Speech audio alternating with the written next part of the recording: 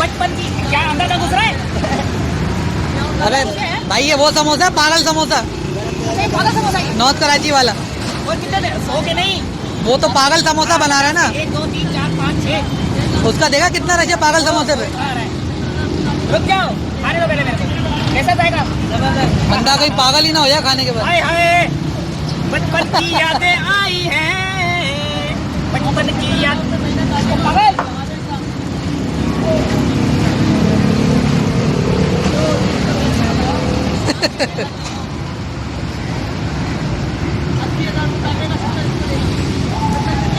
छह समोसे खाऊंगा, 6 दफा बाथरूम में घुसूंगा। नहीं नहीं, ये वो वाली चटनी नहीं है इसके अंदर। नहीं नहीं, ये अपने टाइम पे जाओगे आप।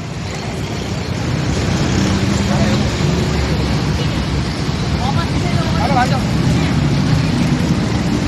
इसमें तो मेरी आवाज भी रिकॉर्ड हो गई। ओए, आओ। ये देखा भाई पागल समोसा, ये भाई रश लग गया इधर।